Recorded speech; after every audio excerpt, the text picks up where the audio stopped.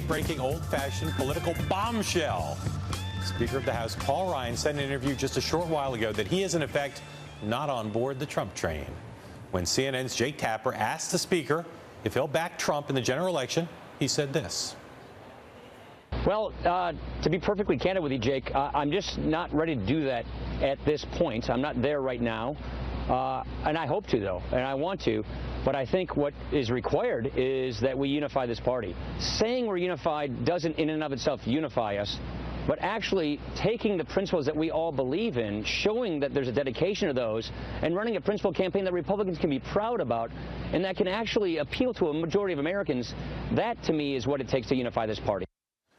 A source familiar with the Speaker's thinking explained his words this way to us a short time ago. The Speaker was not prepared to have to make a decision about what to say about Trump as the nominee this early. He thought he was going to have more time, but then Ted Cruz and John Kasich abruptly ended their campaigns quickly. Ryan and his advisors had about a day to think about it after Cruz got out. And then, facing what this source called difficult options, Ryan took the position that was from his heart rather than based on pure politics. So, John, this is clearly the biggest repudiation of Trump as the nominee from any current elected official. What happens now?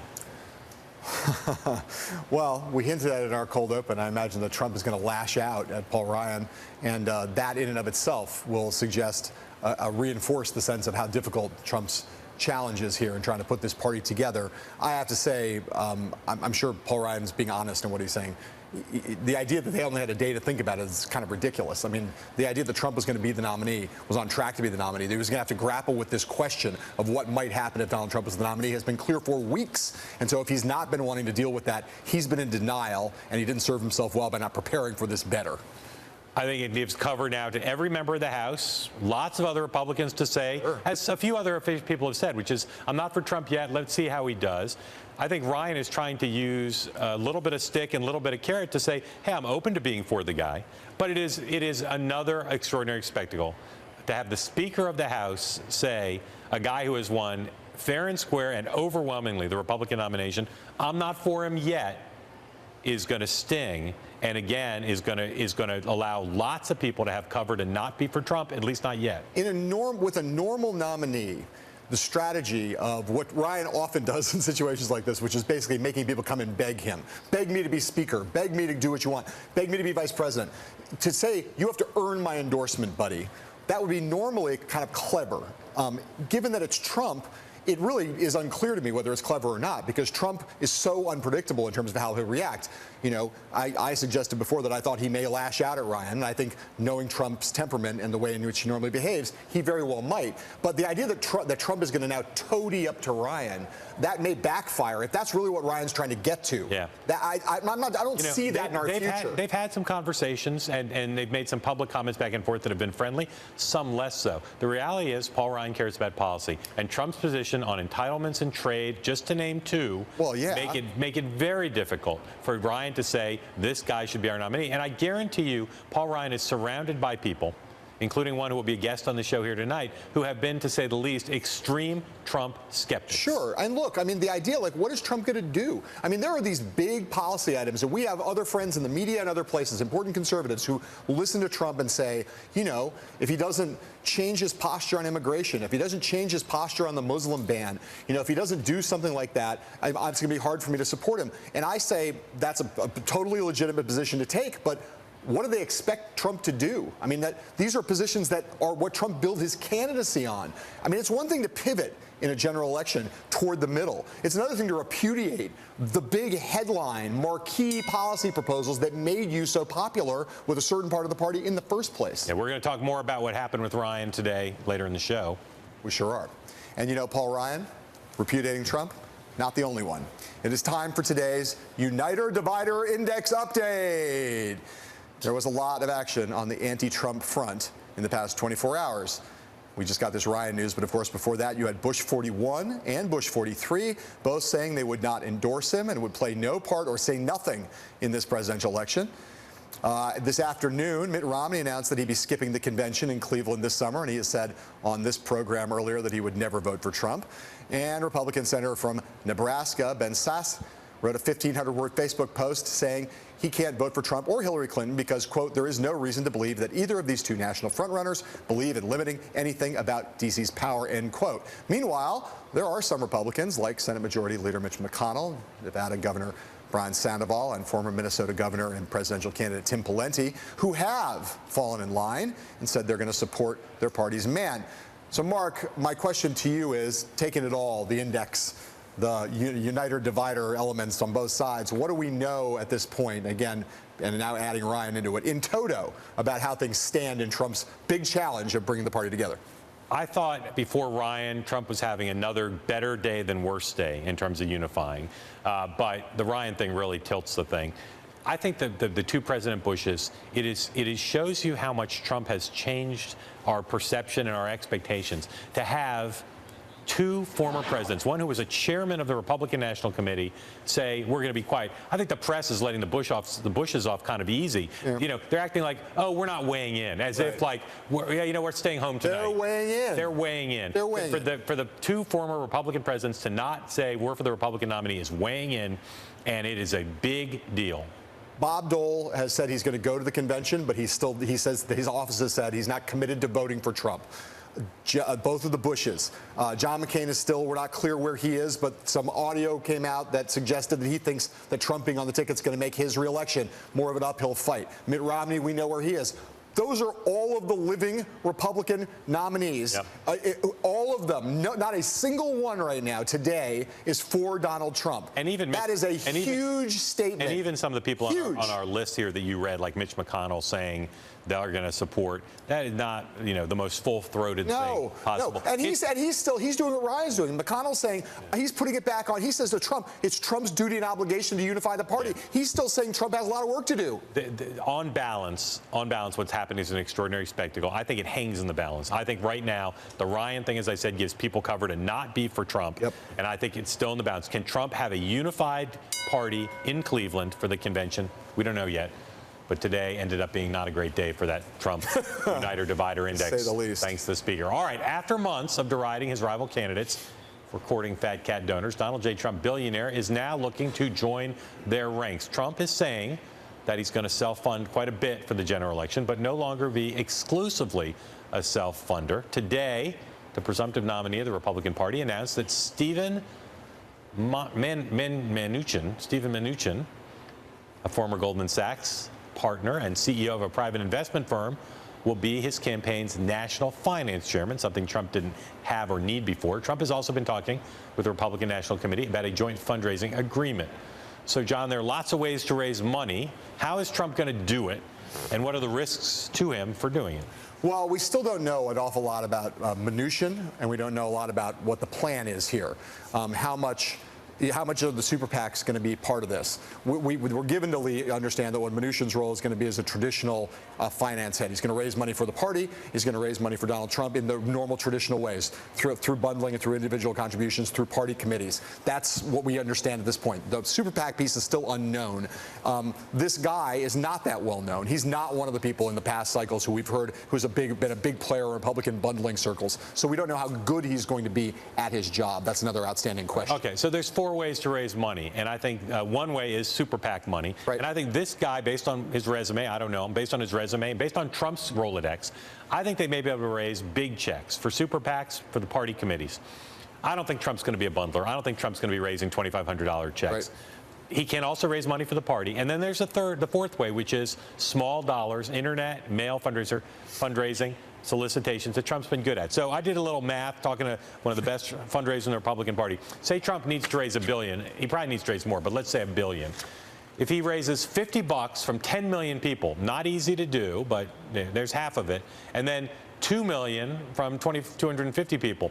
Now, you start playing with the scale here. I think Trump could raise bigger checks from people, more than $2 million. And he could maybe get more than $50 from some of the low-dollar donors. So that's not an exact formula. But my point is, it's doable in those two pots if Trump starts asking people for money on the web more than he has, and if his new finance chair and Trump himself can go to rich people in Las Vegas and the sports world and movies and say, I need 5 million, I need 10 million. Here's the bigger problem, and a lot of people are focusing on minutiae today, that he has Goldman Sachs ties, that he's got George Soros ties, that he's a hedge fund guy, all these things that make him inconsistent with some pieces of Trump's rhetoric. I don't care about any of that, and I don't think any voters care. No one focuses on this stuff. But here's what they might focus on, is the fact that Trump has been powerful argument that he's made through this nomination fight, that he's not beholden to anyone. But here's the key. He's not going to be able to make that argument anymore. But here's the key to my formula. Small dollar donors, nobody's going to say you're beholden to 100 bucks. No. The $5 and $10 million checks, you say to them, these are my friends, these are people close to retirement, these are people who are never going to ask me for anything. They will sign a pledge. We're never going to ask the government for anything. Good luck with that. I'm telling you it's possible. Good luck with that. All right, when we come back, a preview of the party conventions this summer, Hillary Clinton searching for the best strategy for beating Donald Trump, and we will keep talking about Paul Ryan and his not yet Trump position, all of that and so much more right after these words from our sponsors.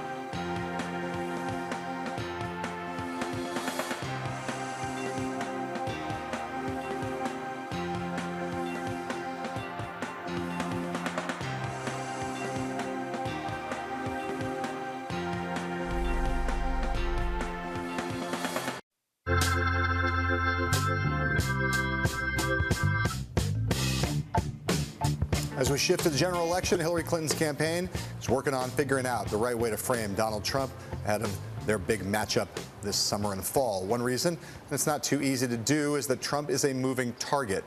Just today, on this Cinco de Mayo, Trump tweeted a picture of himself eating a taco bowl and wrote, quote, "The best taco bowls are made in Trump Tower Grill.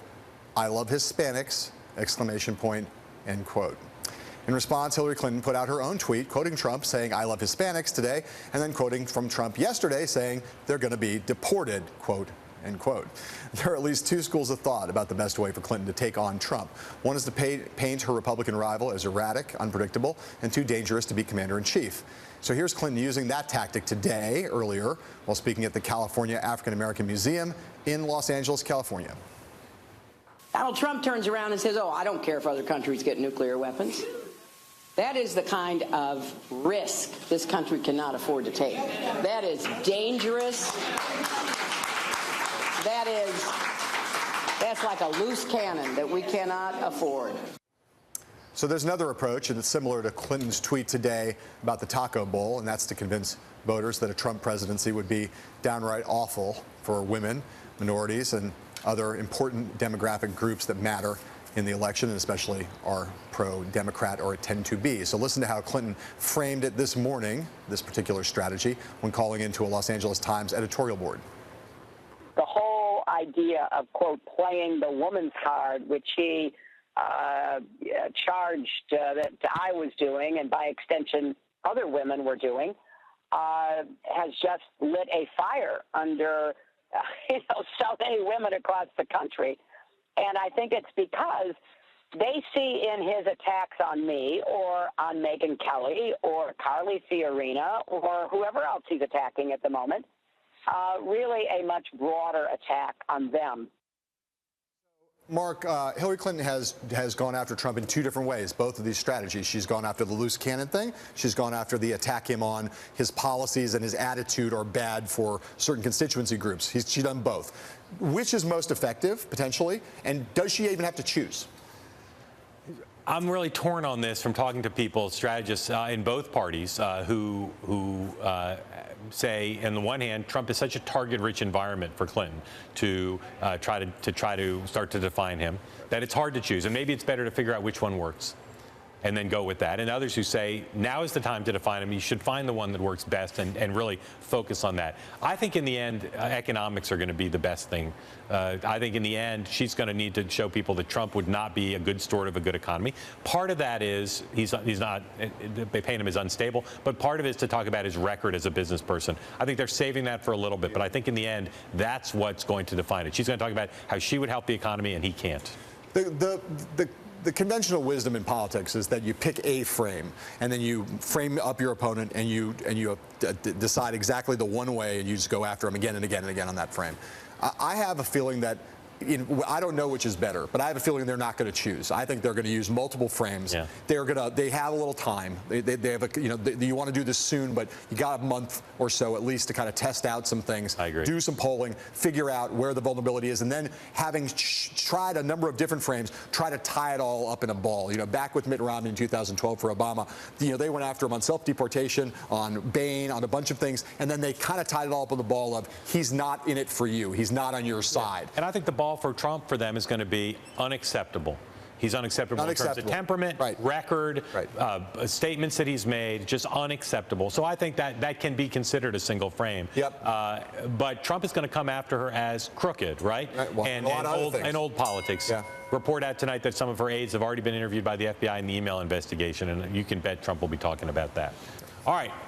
The Republican race, of course, essentially wrapped up. Hillary Clinton is creeping closer to the Democratic delegate finish line.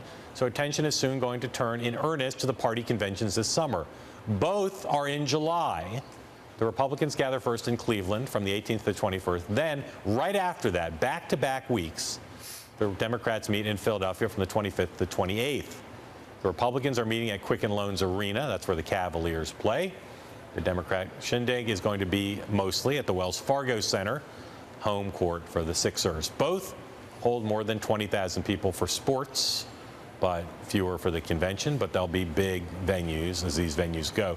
So, John, right now, what do you think a Clinton convention looks like and a Trump convention look like? Well, let's say this to start. I mean, that there's no question that the conventional wisdom has been flipped on its head, and it is just conventional wisdom, was that Republicans were heading for a disaster, contested convention, riots in the streets, cops on horseback, all that stuff, and that Philadelphia was going to be a love fest. It now looks like Philadelphia could be a contested convention, and that we're not going to have one of those in Cleveland. But I still think that right now, the Republican convention is still more problematic to manage, given the chaos in the party right now, the disunity in the party right now. It is still, even though they've averted the spectacle of a genuine brokered convention floor fight, it's still going to be harder to pull it together before Cleveland than it will be for Hillary Clinton and Bernie Sanders to get it together. Well, look, a lot's going to happen between now and Cleveland, obviously, but you now have the specter of Paul Ryan, the titular head of the convention. The guy who's supposed to be in charge of the convention. The speculation is going to revive. We'll talk to Dan Senior and Mary Madeline about that in a moment, that Ryan is doing this because he now wants to still stop Trump and be the vehicle to do that. Right. So that's going to be a mess. I think the Democratic convention is potentially going to be a showcase for people testifying on behalf of Hillary Clinton, just the way they did in Boston for Mitt Romney in in his convention, where they talked about Romney, his work with people he knew, not famous people. And I think you'll see some of that. That's my speculation is the Clintons have tried to do this in the past, but one more time, high-profile way, here are people Hillary Clinton has touched. Sure. And the big wild card there still remains Bernie Sanders. We'll talk about that more at some other point, but how he handles it still matters a lot. All right, up next, we're talking to a man who's worked closely with Paul Ryan, and that is our friend Dan Senor, along with fabled, brilliant, amazing GOP strategist Mary Madeline, talking to him about the big news today and much, much, much, much more right after this.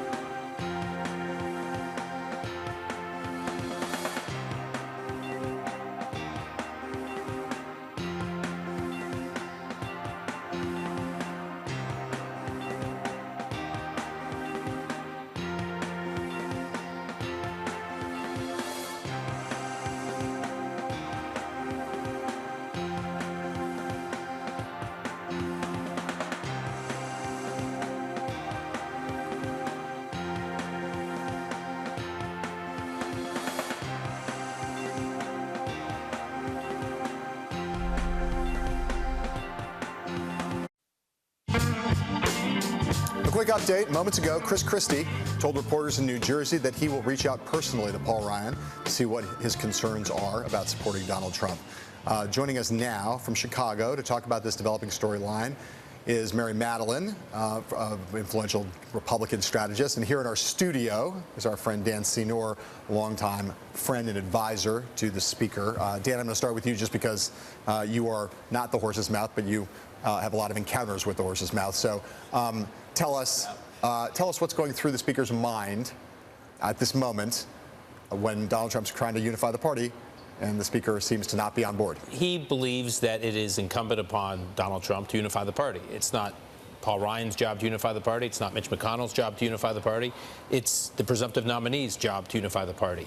And he was struck by these calls for party unity, that like everyone should just sort of fall in line, which he's not, you know, in principle, he's not against getting behind a unifying figure. But if there's, you know, some sort of apprehension about unity right now, that's Donald Trump's job. That's not Paul Ryan's job. Just a more basic question here. He's asked whether he would support Donald Trump, nominee of his party. He's a voter. He's a citizen. He says he's not there yet. Right. So what's required on Donald Trump's part? Not to be a unifying figure. What does Donald Trump have to do to earn Paul Ryan's vote? So I'll tell you what Paul Ryan's been saying. He has serious questions about Donald Trump's temperament to be commander-in-chief. He has serious questions about his judgment, his positions on issues. So he's saying, what does he have to do to address some specific things? Or he's not providing a checklist, but he's simply saying over the next couple of months, 6 months left in this election, earn my support. We all have to earn the support of people for whom we're asking their vote, and he should do the same. And the way Donald Trump has behaved in the last few months, rhetorically, temperamentally, gives people, I think, a lot of pause about whether or not he is, worthy of having their support. Mary, John and I think this is a really big deal. Is it, or are we overreacting?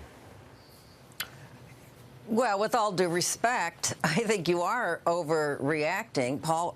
And with all due respect, I disagree with your analysis that this is some white knight effort. Paul Ryan does not want to white knight the convention. Yeah. Said people might speculate about that, but just forget that piece of it. Just the notion of the Speaker of the House withholding his support for the nominee of his party, the presumptive nominee, is that a big deal or not? Well, Indiana was 2 days ago, and the call for party unity is perfunctory, but it's premature. Primaries are always emotional, and this one is particularly emotional because mainstream Republicans, regular Republicans, and certainly conservative Republicans are very angry at the party. So my analysis is that Paul Ryan is speaking to conservatives and saying, look, we understand that you're not about a party or a person, you're about principles. And he would like to hear from Donald Trump, as many of us would like to, particularly we who have re-registered as libertarians, more about his policy prescriptions. I don't think he has to undo anything. He has to flesh out some principles that comport with why people have supported the Republican Party in the past. Mary, when did you re-register as libertarian, and where do you stand on voting for Trump or not? I'm a never Hillary, and I'm a provisional Trump. Because I like his attitude, I like his strategic chutzpah, I like that he had the gall to put macro messaging over micro targeting, and I like what I know of his economic policy. I just don't know enough, and I think he could not only win, he could win in a landslide if he would stop his high school boy antics with women. Otherwise, he's going to force suburban women to Hillary. I think he can peel off some African Americans, some non-traditional millennial voters if he on the jobs message. I think he'd be great if he reins it in a little bit. Just we got to go to break real quick. But Mary, you re-registered as a libertarian when? Today. And why did you do that? Because I'm a Republican in the Jeffersonian, Madisonian sense. I'm not a Republican for a party or a person, and the Libertarian Party continues to represent those constitutional principles that I agree with. So you re-registered, at least in part, over the specter of the fact that Trump is now the presumptive nominee. The timing is not coincidental. I did not. The timing's not coincidental here, is it? She's trying to steal the headlines away from Paul Ryan. Okay, we're going to come back. We're going to come back. We're going to come back. We got to go to a hard break. We're going to come back. More Mary Madeline and Dan Senor coming right up.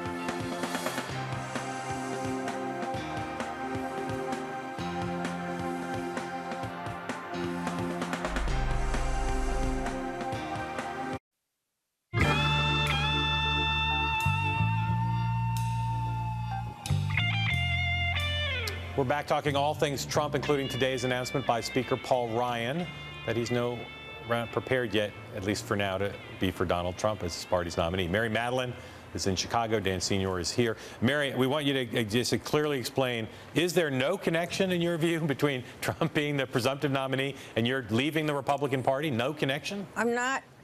Let me make this clear, Mark and my friends there. I am never Hillary. I'm always liberty. As you know, and I've said it publicly here in many places, after 2 successive blowout elections for conservatives with a non-response from Washington, a lot of conservatives are angry with the party. The party was falling apart. I can still vote for Republicans. I will never vote for Hillary. And never Trump means always liberty. But Mary, you've left libertarian. You've left the Republican Party. It had nothing to do with Donald Trump.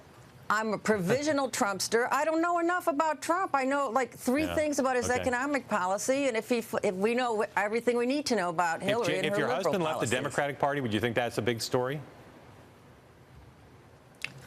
I think it would be a juicy story for me, and it would contribute mightily to marital tranquility, I'll say. Okay. I don't know if it's a story. You are never Hillary and never Trump? Correct. And is that immutable? No, I'm sorry. We're talking to Dan now. Yes. Is that immutable? You'll never be for Trump? Correct. I'm never going to be for Trump. So your friend Paul Ryan might be. Yeah. What separates you from Paul Ryan? Let me take. I think that Paul thought that this primary was going to go on for a while. No one expected Cruz to drop out Tuesday night. So, I think everybody was sort of taken aback. The notion that on Tuesday, Donald Trump, just to give one example of which I could provide a litany, on Tuesday, Donald Trump accuses Ted Cruz's father of being involved with the assassination of John F. Kennedy. And the idea that on Wednesday, people are outraged, or Thursday, that Paul Ryan hasn't endorsed the person who's done these things to be the leader of our party is a little absurd. Chris Christie really needs to know. He's going to call Paul Ryan. He really needs to know. By the way, the idea that Chris Christie is the bridge now to people like Paul Ryan is amusing in and of itself. But the idea that people need to, actually find out what the problem is? This guy's a problematic guy. People have real questions and concerns. Okay. There's so much to talk about here. There's so much. Let me take it to this. This question of the Bushes. I want to ask first Dan and then Mary. The 2 presidents, Bush, not saying they're going to stay out of it. That seems to me like an extraordinarily big deal. It's a huge deal. I mean, right. But here's the point. To be clear, George Herbert Walker Bush has been involved in every presidential election since he was president. Endorsed, I get it. Gone this to is a big conventions, deal, et cetera, et cetera. and this is Donald Trump's problem. He has fractured the party. It's his job to figure out how he's going to win over these people. If it's such a big deal that 2 former Republican presidents aren't going to support him, it's his job to figure out. Mary, have you talked to anyone in Trump world, Paul Manafort or anyone else? Have they asked you for your advice? I'm not going to comment on that, but I will say there's How is some Paul? things in life. Paul is fine, and he always gets what he wants. And if he gets to put together a good ground game, I'm confident Trump will win. But can I say something in this political milieu that some things trump politics, no pun intended, and that would be family. And when it comes to the Bushes, they're famous for their affections for each other. And if someone said of your son or your brother what Donald said about Jeb, you'd have the same reaction. I think it has less to do with politics and more to do with their family proclivities and affections. Right. It's not a political story. So, Mary, the party is currently divided. The Speaker of the House, right? The governor of Massachusetts says he's not going to vote for Trump. Couple U.S. senators. So if the Trump campaign called you for advice and they said, we want to win your vote, we want to win Paul Ryan's vote, we won't even try to convert Dan Senor, what would you tell them they should do? 3 things. I would say stop your high school antics so you can keep suburban women. They don't go to Hillary. 2, give an ironclad guarantee on SCOTUS, either Cruz or Mike Lee, ironclad on that. And flesh out your economic policies and stand up straight and comb your hair. All right, so that was really 4. Yeah. Unless you count the hair as part of the antics. The hair and the standing up. The hair and standing up is one thing for Mary. Dan, I want to ask you this question. Okay, so never Trump for you. You have some connection to the varying forces that used to constitute, or maybe still do constitute, the Never Trump movement. Fund donors, the operatives, et cetera. Those folks are still out there. Yeah. Is there still a Never Trump movement? I don't mean like I won't vote for him, but is there still any movement to try to stop Trump from being the nominee? Yes, I think there are some donors who will just sit on the sidelines and stay out of the race entirely. There are some donors who are looking for ways to find an independent candidate, a center-right candidate, to be on the stage with Trump and Clinton. Who are the names they're talking about? I'm not going to mention names, but there's not the names of the people involved, but the kinds of people might want to have run. Well, I'll give you one name. Ben Sasse is an interesting guy. He says his kids need baths. I know, but you know what? The country hangs in the balance. And, you know, we could use someone like him for the next 6 months to help make the case for conservatives. To win or to just make a point? To save the down ballot, to potentially throw this into the House of Representatives and win, and to actually make a statement about the future of the conservative movement, that it should not be in the hands of this guy who's hijacking it, doesn't believe in conservative principles, and has the absolute wrong temperament for the job. Republicans should have someone, if they're uncomfortable with Trump, as many are, should have someone to vote for. And then some, by the way, I think some donors will go to Trump. So several I've spoken to said they're going to go for Trump, but the big question they're asking is, yeah, I'm going to be for Trump, but I'm not going to actually donate to him because he's worth $10 billion. Mary, you worked for a president named Bush who won 40% of the Hispanic vote in 2004. You have Donald Trump today sending a tweet out on Cinco de Mayo featuring him eating a taco bowl and saying, "I love Hispanics." I'm just curious as to whether you think this is not in the category of high school hijinks. This is just whether you think that's what do you think of that? What do you make of that as an attempt to do what? As an attempt to do Latino outreach? I don't know what that is. What do you think about that? No, let me challenge and disagree with all of y'all. The reason Donald Trump was able to hijack the Republican Party, it's the same reason that any hostile takeover is always successful. The underlying element is weak. The party was weak. The party has not been, for several successive election cycles now, responsive to its base. So that's why in walks Trump. So he can't. I think all of these antics could only be completed by him because he has this unusual and unique capacity to flick off any attacks, which he'll be able to do with Hillary Clinton too. Okay. The more you attack him, the stronger he gets. I appreciate that answer, Mary, but just answer me this question. You're a communications professional. What do you think about Donald Trump's tweet today?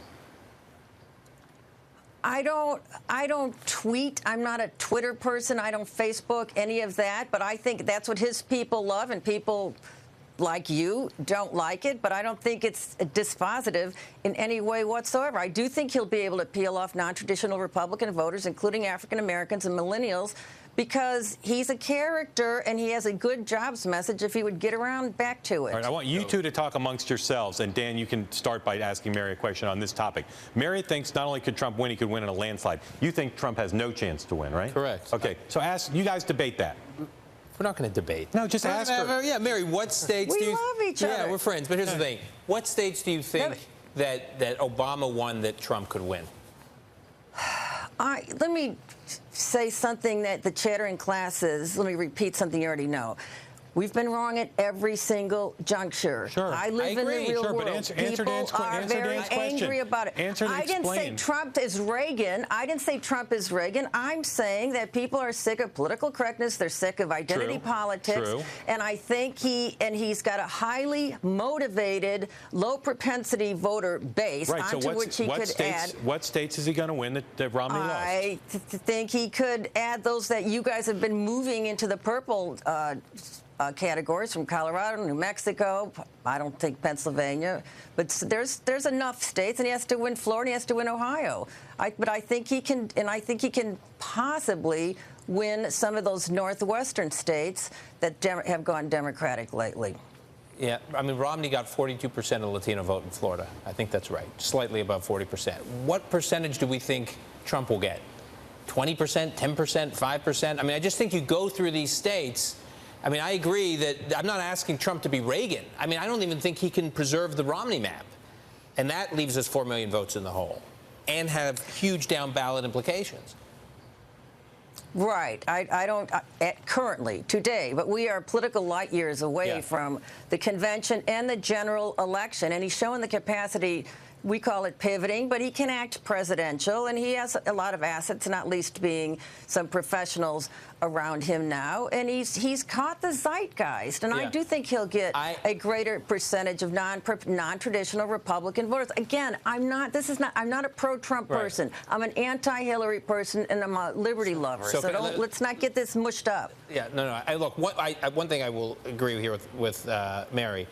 We've all been somewhat humbled by getting this completely wrong over and over. So I caveat everything I'm saying, which we've all gotten this wrong. Although the general election does seem like a little bit of a stretch. This idea that he can look presidential, I find that, I mean, I see that in the press. You know, oh, he gave a speech. He's pivoting to looking presidential, as though looking presidential is like one speech and reading a teleprompter. He's got to look presidential over a period of time. I think that would address some of the issues that Paul Ryan has and others. Mary just suggested that Trump is professionalizing. People generally agree that's true. Manafort, others. Talk a little bit about his new finance chair, who you know a little, Mr. Mnuchin. I mean, this is someone who is not known in the political fundraising circles, and I just think, I mean, if Trump needs to raise $500 million to $1 billion in a few months. In a few months, most people put these kinds of armies together over a period of several years. It's a very complex process. The idea that you can flip a switch and do it you need to do it in less than 6 months, because he's going to have to start deploying the money. So let's say he's going to do it in 2 or 3 months, and he's chosen someone to do it who is not known for being able to do this. Now, he may have other access to small dollar donations online and all the rest. At the end of the day, for as much as everyone talks about small dollar donations, you need to build the kind of resources you need. You need a real high dollar bundling operation, I think, to run the kind of national campaign that you can need against Hillary Clinton. You don't think so? It'll be all super PAC. Here's my formula. It's all super PAC and web. Yeah. He's not going to bundle. So he's going to have no hard dollars. Yeah. I'm just going to disagree with you guys, and my proof is existent. It is Bernie Sanders, it is Ted Cruz. There are ways to raise this money, and there's also Donald Trump's unique capacity to get plenty of earned media. Yep. Nobody has ever gotten in the history of campaigns free media. I believe Mary just agreed with Mark. All right, So let's end on that because Mary agreed with Mark. Mary, you were wrong. Mary, welcome to the Libertarian Party. Congratulations. Yeah, really, that is a big news. It's a new day in Mary Madeline's life. Mary Madeline, Libertarian. In Chicago. This is breaking news. Thank you. Still a Republican. Yeah, still a Republican, Coming up, but not just Trump, checking. not a provisional Trump. Coming up, 2 former Obama speechwriters weigh in on Trump and Clinton. We'll be right back.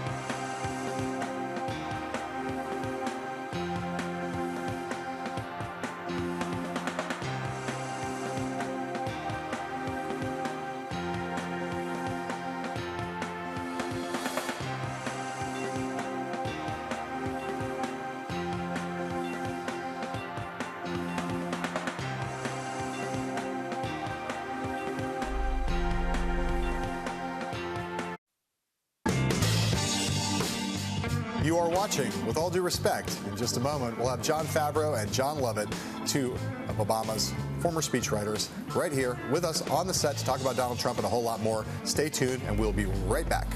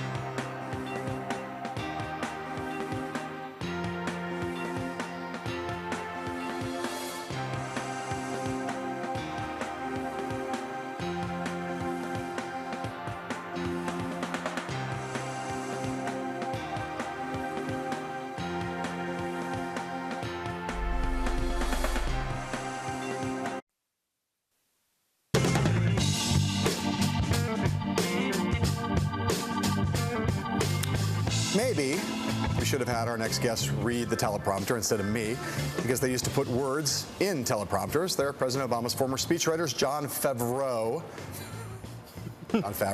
and John Lovett. You guys are both awesome to be here, and it's a particularly opportune moment because you're both highly qualified, highly sophisticated communications professionals. So sure. I want to ask you first about the topic that everyone in our world is talking about and that we've talked about already on this show. Climate change? Sorry? Was it climate change? Climate change. Yes, that's what I want to get your views on that. But first, but first, I want to ask you whether, if it were you and you were advising Donald Trump, would you have considered it advisable to send out a tweet celebrating Cinco de Mayo, eating a taco bowl, and saying, "I love Hispanics"? Yeah, I mean, well, first of all, it'd be hard because I'd be writing while falling from Trump Tower. But the no, that's not a good tweet because you know, a taco salad is not actually like a ethnically traditional dish. I don't think it's sort of like a Cuban on white bread, and you know what I mean? I like that you've sort of seized on that as the biggest problem with that tweet. What about you? What's your thought about that? As a Latino outreach strategy? How do you feel about that? I'm sure when he said "I love Hispanics," that had nothing to do with the Taco Bell. It was just a complete non sequitur in that tweet. I mean, I don't know. It's like, it's funny that like a couple days ago, people started thinking maybe we're going to get a disciplined Donald Trump, right? That who's not going to be the person that we saw in the primary. And I don't know if he can actually pull that off for the next 6 months, because I think it's just who he is. Trump versus Clinton, neither of them is a perfect candidate, right? Correct. Oh, that's an annoying way to put it. Give me a break. No, but that's true. It is true, though. Leave their issue positions aside for a moment. I'm not minimizing that, but just in terms of political skill, in terms of performance day in and day out and all things candidates to do, are they equal? Is one better than the other? Don't say you object to the premise. I don't. No. Candidate performance matters. Well, sure it does, but it's like we're in the middle of like a national crisis. Like I don't want to treat him like a normal guy. Like he's not a normal candidate. It's like when a plane crashes, okay, a bunch of things have to go wrong, right? Like we have all these safeties and backups and a hydraulics thing, and a pilot has to make a mistake. Like we're one mistake away from the plane crashing into the mountain. Like is Trump a good politician? I don't know. It's a nightmare. Like I don't know. What do you want? What do you think? I think his skills are overestimated. Okay, explain what you mean by that. I think he's captured 40% of the Republican primary in a 17-person field, and no one laid a glove on him for the first 3 months. And I think in those 3 months, he was able to consolidate a certain base of support within the party, and it's a party that is very broken. And a party that, and I think if anyone underestimated anything, it was the state of the Republican Party, which is much weaker as an institution than the Democratic Party.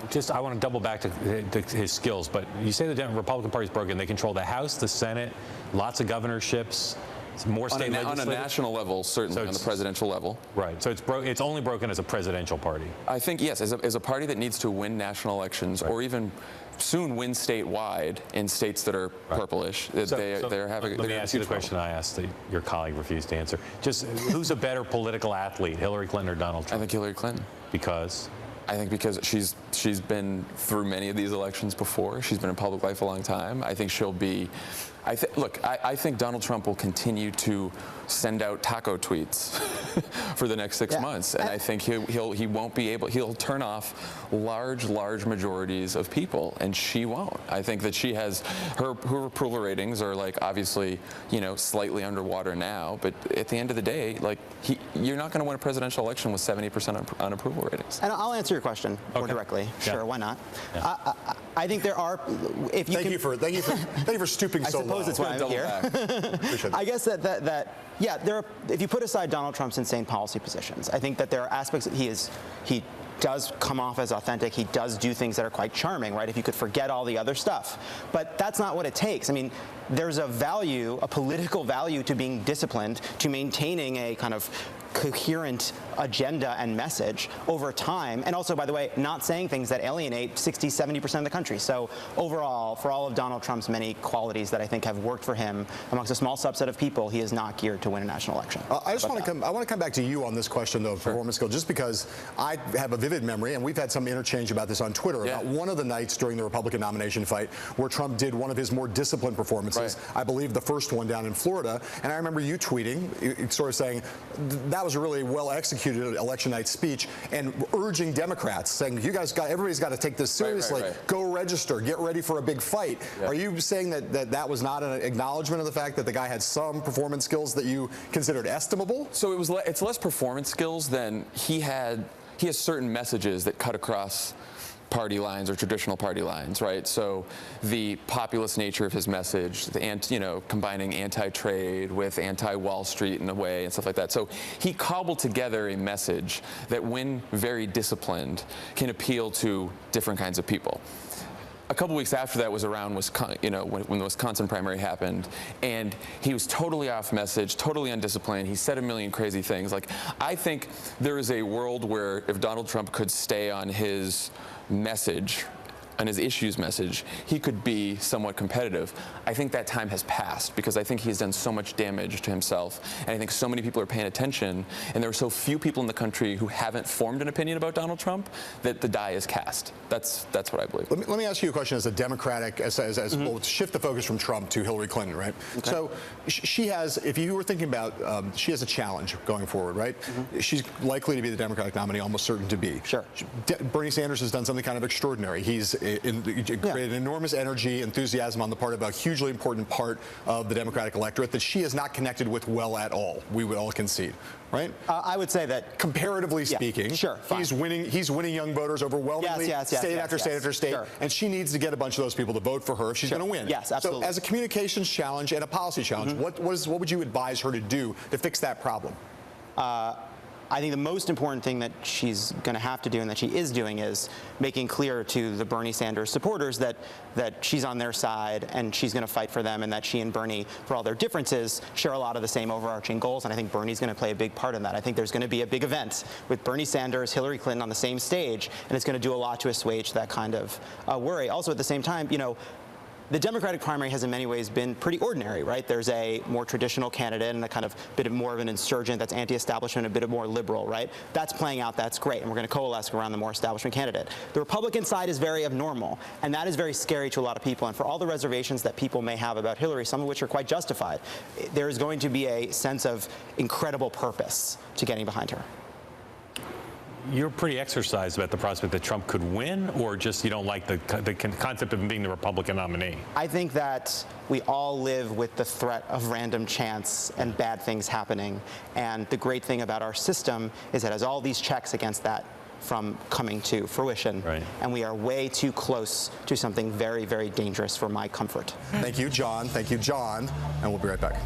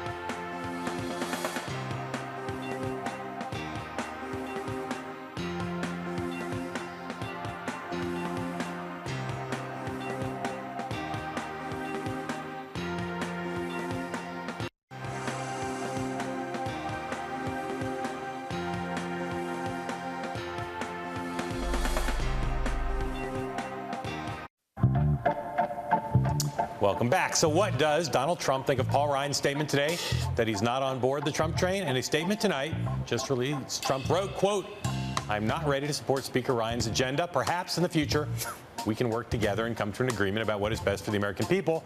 They have been treated so badly for so long that it is about time for politicians to put them first." Donald Trump's statements. I don't feel like love is in the air. Yeah. Love is not in the air. We're going to have more on Ryan Trump and this wild, wild presidential race all night on BloombergPolitics.com. If you're watching us in Washington, D.C., you can also listen to this program every night on the radio at Bloomberg 99.1 FM. Coming up, Bloomberg TV's Emily Chang talks digital education with Sal Khan, founder and CEO of Khan Academy. Until tomorrow, thanks for watching. Sayonara.